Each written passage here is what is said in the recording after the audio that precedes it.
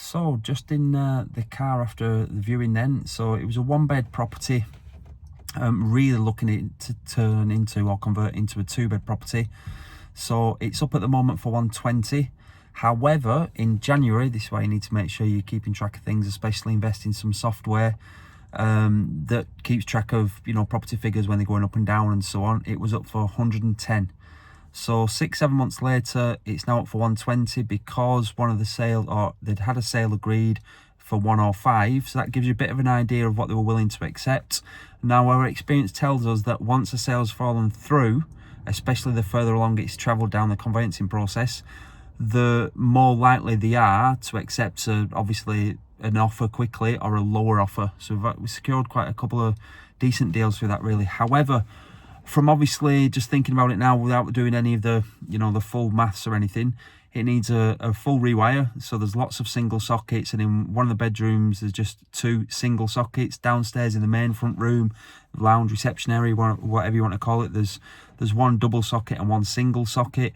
In the kitchen there's 1 double, and then they've got everything running through extension leads and that type of thing. So it does have potential. However, if you were to purchase it now at 100, so obviously it's up for 120, if we were to secure it for 100, and then you're talking, 25% deposit, which is 25,000, then approximately 5,000 for your stamp duty, then about 2,000 for legals, not doing anything else. So you're already 37,000 in. So the return on capital employed there, not gross yield or anything like that, the return on capital employed, if it stays a 1 bed, so if I'm wobbling the camera all over the show here, would be about 9.5-10% return on capital employed. Is it better than the bank? Of course it is, definitely. However, 10%, like I said, it's better than the bank and it's better than inflation eroding it, but we want to definitely have more than that. We want to make sure it's at least 15% if it's just going to be a single buy to let. So if we manage to split it down into 2 bedrooms, then the rent increases by about 150 a month. So it'd go from like 725 to about 850, 875. We've got a few around this area, so we know what the demand's like and so on. It should fly off the handle, fly off the shelf, really, fly off the handle. So it just depends, really. So don't get lured into the trap of thinking, it'll only need a couple of grand here, a couple of grand there. A full rewire of that house is going to be £3,500 to £4,000. The consumer unit downstairs must have been about 40-year-old. It had, the big black plugs in it, the gas as well. The boiler was probably about 7-8 years old. Again, I don't know, it might last another 10 years, it might last 12 months, who knows. So again, you've got to put that into your contingency as well. Is the boiler going to last? The kitchen was, again, probably over 10 years old. It looked dated. I mean, there are some landlords, investors out there that will just invest in it and then just get a tenant in, and obviously the tenant will be paying less rent than if it was all new and done up. However, if you're looking to do the BRRR, then obviously with that, it's a no-go, because you won't be able to add that much value by just obviously giving it a lick of paint. The full rewire would help. A brand new kitchen would help. The bathroom, though, it's oversized. So that's what I was saying there before. The bathroom should really be the second bedroom. And then obviously we're going to bring the existing bathroom into the existing bedroom and split it down. So the width of that from chimney breast to the wall was 390, knocking out the 2 built-in cupboards. I think it was about 420 or something like that. 4.2 meters or 3.9 meters. So again, you've got room there. The other thing then you need to contend with is getting the waste out from the back of the house. And it's a row of 3, or it was 4, it might have been. I think it was 3. 1, 2, 3. No, it was a row of 4 actually. And one of them has actually got the waste running from the back of the house. So we know that that can be done. It's like anything in property, really. It can be made to work, but it's just, how hard do you want your money to be working for? For us, 10%, of course, like I said, I know I'm like a broken record. It's better than the money sat in the bank or in a savings account or, under your mattress or in an ISA. However, I want it working a little bit more, especially now. Are we in the winner's curse of the property cycle? Who knows? Do you know what I mean? That property's up for 120 now. I think last year, I remember properties coming up for 100, 105, 1 bed back-to-backs, thinking, God, this is crazy. So we'll see.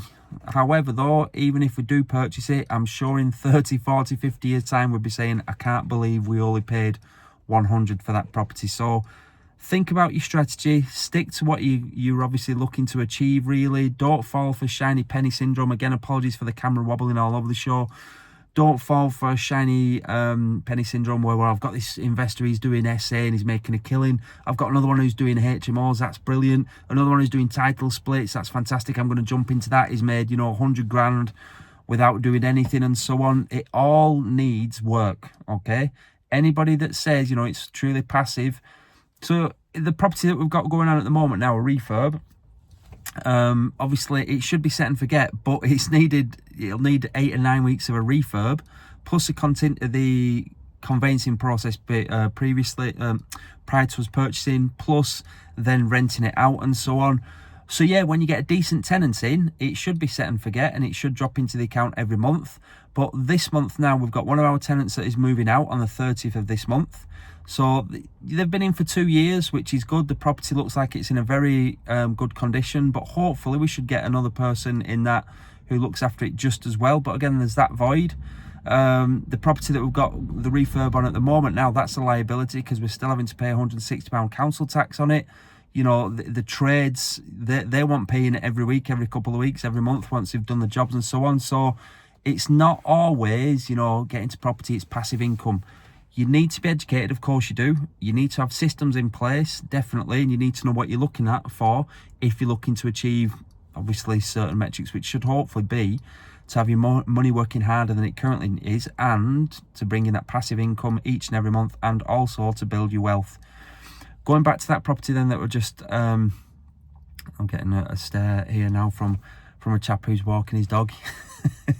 Going back to the property that we're just talking about then, for us now, the initial thoughts are it might be worth an offer of about 90, okay, just to see if they take it or not. However, I can't imagine any more than that because I know that once you start ripping things out, the contingency, then you'd be eating into that contingency and it'd probably cost about, the plastering didn't seem too bad, so I suppose it'd just be patchwork of when the electricians are doing it. It'd probably need about 20 spending on it or thereabouts, really.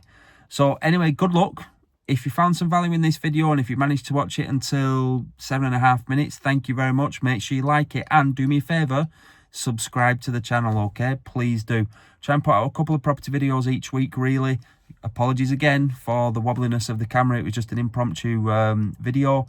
So it's Saturday morning now. I'm just going to do a quick 35 minutes in the gym. I don't do any more than that. It's just to keep this going.